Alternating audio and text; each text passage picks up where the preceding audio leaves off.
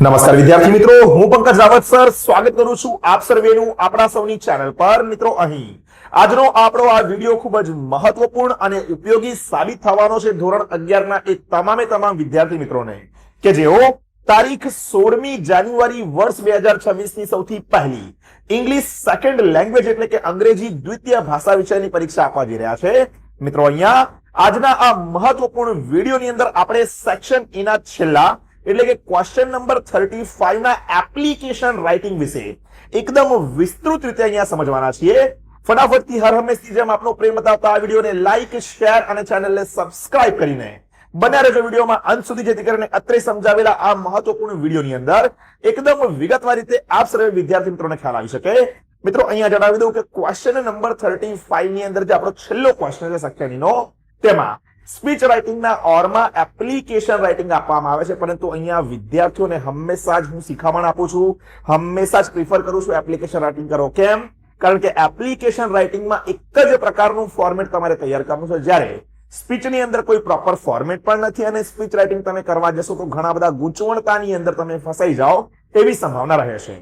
ચાલો મિત્રો, વધુ વાર ન કરતા શરૂઆત કરીએ છીએ આપણા આજના આ એપ્લિકેશન રાઇટિંગના વિડિયોની.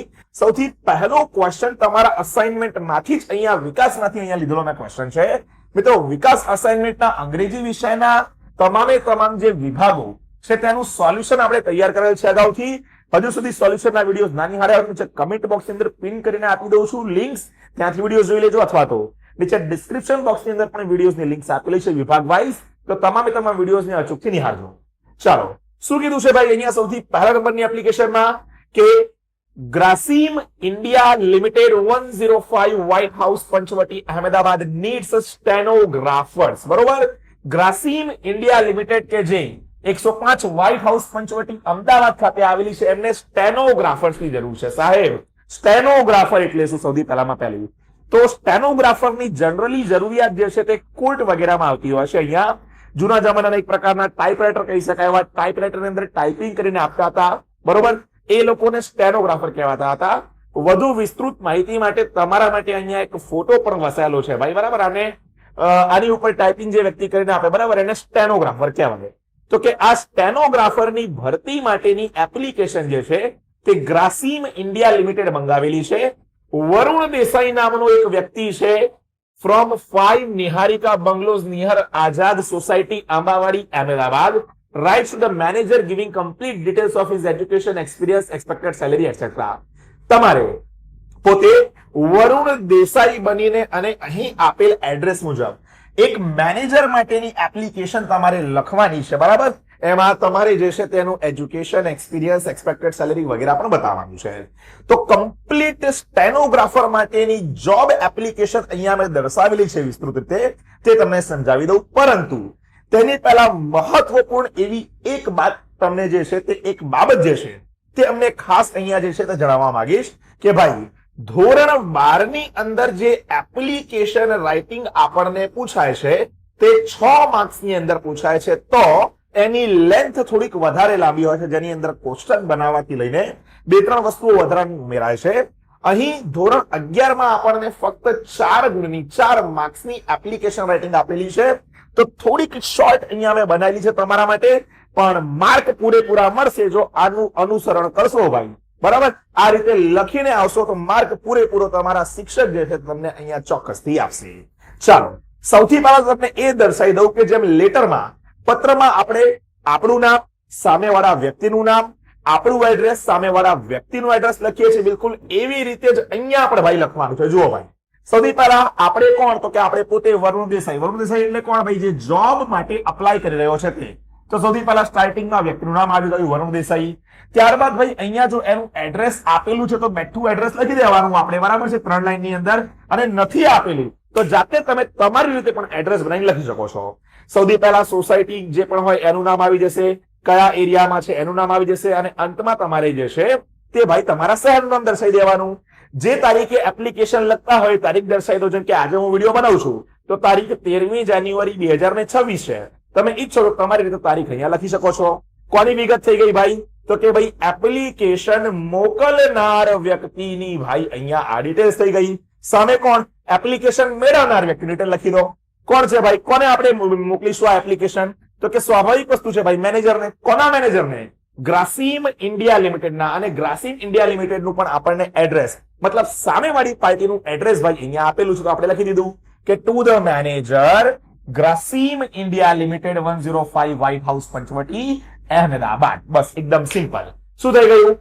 મોકલનારનું એડ્રેસ. આ શું થઈ ગયું? મેળવનારનું એડ્રેસ. બસ પહેલામાં પહેલું કામ આ કરી નાખવાનું.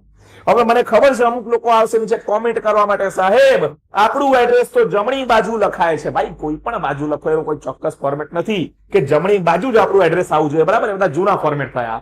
નવા ફોર્મેટ મુજબ તમે એડ્રેસ અહીંયા લખો, વચ્ચે સેન્ટરમાં લખો. સામેવાળાનું ફરજિયાતપણે આપણે લેફ્ટ સાઈડમાં જે છે તે ડાબી બાજુ જે છે તે દર્શાવવું પડે છે. આપણા માટેનું એડ્રેસ દર્શાવવાનું કાર્ય આપણે ગમે તે જગ્યાએ કરી શકીએ. મને સૌથી વધારે સારું આ લાગે છે.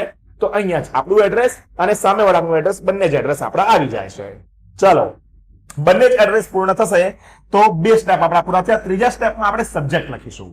શું લખવાનું? Application for the post of. આ તો ફિક્સ લાઈન છે. આ લાઈન કોઈ પણ એપ્લિકેશનમાં તમારે બદલવાની નથી. અહીંયા જે તમે લખતા હોય એપ્લિકેશન જે જોબ માટે તે લખી નાખવાનું. અહીંયા શેના માટે છે? સ્ટેનોગ્રાફર માટે. લખી દઈશું application for the post of stenographer. Teacher માટે લખતા હોય તો લખી નાખવાનું application for the post of teacher. Doctor માટે લખતા હોય તો લખી નાખવાનું application for the post of doctor. Manager માટે લખતા હોય તો લખી નાખવાનું application for the post of manager. In શોર્ટમાં આટલી લાઈન યલો કલર વાળી લાઈન ફિક્સ જ રાખવાની છે. આ જ તમારે અહીંયા બદલવાનું છે. તો સ્ટેપ નંબર 3 પણ તમને ક્લિયર થઈ ગયો હશે. પહેલું આપણું એડ્રેસ, બીજું સામેવાળાનું એડ્રેસ, ત્રીજું સબ્જેક્ટ. બરાબર? ચાલો આગળ હવે આપણે દર્શાવીશું એક લાઈન ડ્રોપ કરીને રિસ્પેક્ટેડ સર એન્ડ મેડમ. અહીંયા પણ એક લાઈન આપણે ડ્રોપ કરવાની, બરાબર? ઉપરના એડ્રેસમાં અહીંયા પણ એક લાઈન ડ્રોપ થશે, ત્યારબાદ અહીંયા લાઈન ડ્રોપ થશે, સબ્જેક્ટ પછી એક લાઈન ડ્રોપ, પછી લખીશું આપણે રિસ્પેક્ટેડ સર એન્ડ મેડમ. કેમ? સામેવાળી વ્યક્તિ સર છે કે મેડમ છે આપણને ખબર નથી, તો આપણે બંનેને આપણે અહીંયા જે છે તે માન આપીશું. તો રિસ્પેક્ટેડ સર એન્ડ મેડમ. પછી ફિક્સ ફોર્મેટ લખી નાખવાનું. શું? In response to your advertisement in a recent newspaper I wish to apply four the post of stenographer in your company. My personal details and educational qualifications are as under. તમે સમજી ગયા હશો. Yellow લાઈનમાં છે એ આપણું fix format છે. Yellow line વાળું format આપણે ક્યારે બદલવાનું નથી. અહીંયા ડોક્ટર હોય તો ડોક્ટર, સ્ટેનોગ્રાફર હોય તો સ્ટેનોગ્રાફર, બરાબર? ફક્ત ટીચર હોય તો ટીચરમાં અહીંયા કંપનીની જગ્યાએ શું આવશે ભાઈ? સ્કૂલ આવશે. ટીચર બિચારો કંપનીમાં ના જાય, બરાબર છે? તો ટીચર હશે તો અહીંયા સ્કૂલ લખી નાખવાનું. અધરવાઇઝ બધામાં શું આવશે ભાઈ? કંપની.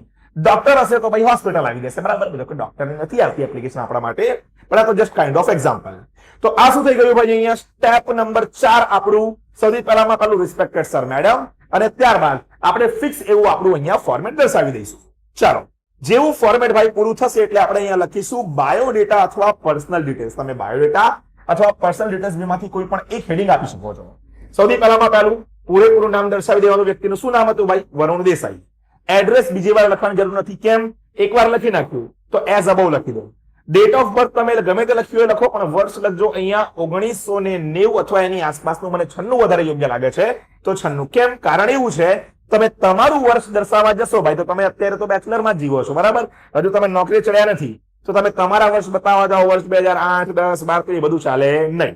ચાલો હવે અહીંયા એ જ ખાસ યાદ રાખીશું આપણે. 1996 મુજબ અહીંયા જોવા જઈએ તો લગભગ 27 વર્ષની કેવી કોઈક એજ જે છે તે અંદાજિત થશે અહીંયા, બરોબર? જેન્ડર અથવા સેક્સ આપણે અહીંયા મેલ ફિમેલ જે આવતું હોય તે દર્શાવી દઈશું. નેટિવ પ્લેસ ક્યાં રહે છે ભાઈ? એ અમદાવાદમાં રહે છે. લેંગ્વેજ કઈ કઈ આવડે છે? ઇંગ્લિશ, હિન્દી અને ગુજરાતી. તો એ આપણે દર્શાવી દેવાનું.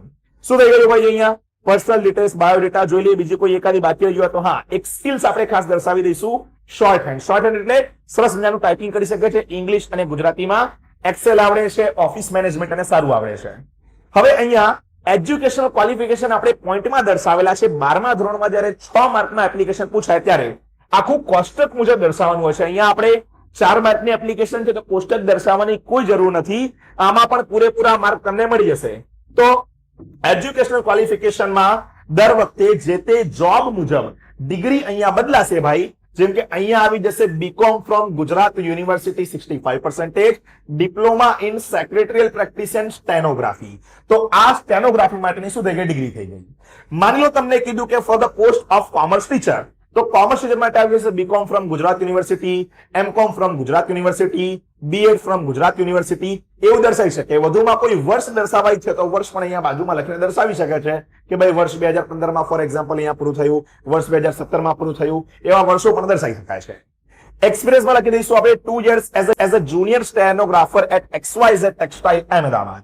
2 વર્ષનો તમને જુનિયર સ્ટેનોગ્રાફર તરીકેનો એક્સપિરિયન્સ છે, 2 વર્ષનો તમને કોમર્સ ટીચર તરીકેનો એક્સપિરિયન્સ છે. એવા એક્સપિરિયન્સ તમે દર્શાવી શકો છો.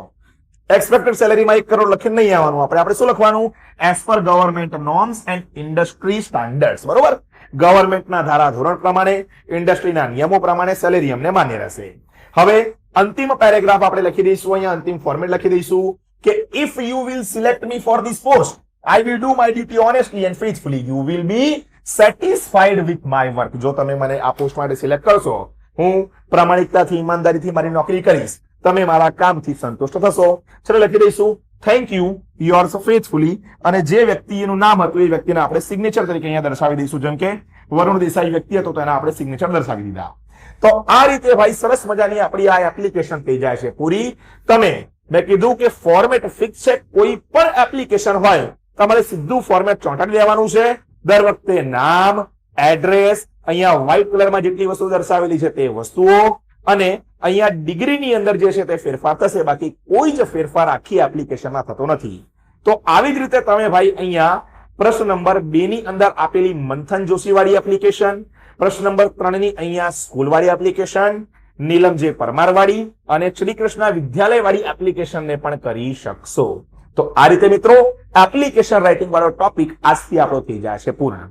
આશા રાખું છું સમજાવેલા વિડીયોની અંદર આપને એકદમ વિગતવાર રીતે ખ્યાલ આવી ગયો હશે અને હવે યોગ્ય રીતે તમે જે છે તે સારા એવા માર્ક અહીંયા એપ્લિકેશન રાઇટિંગમાં લાવી શકશો. વધુમાં તો આજના વિડીયોમાં આનાથી વિશેષ કંઈ કહેવું નથી મારે. બસ વિડીયો ગમ્યો હોય તો વિડીયોને લાઈક કરજો. તમારા જે પણ બેનપણા ટ્યુશનના, સ્કૂલના, જ્યાં ક્યાંના હોય તેમની જોડે વિડીયોને શેર કરજો. ચેનલ ઉપર નવા છો, સબસ્ક્રાઇબ કરવાનું બિલકુલ પણ ના ભૂલતા. ઇન્સ્ટાગ્રામ પેજીસને ફોલો કરજો. આવી બધી મહત્વપૂર્ણ અપડેટ્સ તમને ત્યાં મળતી રહે છે, તો ઇન્સ્ટાગ્રામ પેજીસને અચૂકથી ફોલો કરી દેજો. બાકી મળીએ છીએ જલ્દી એક નવા વિડીયોમાં આવા જ પહેલા મહત્વપૂર્ણ ટોપિક મુદ્દાની સાથે. ત્યાં સુધી થેન્ક યુ સો મચ. જય હિન્દ, વંદે માતરમ.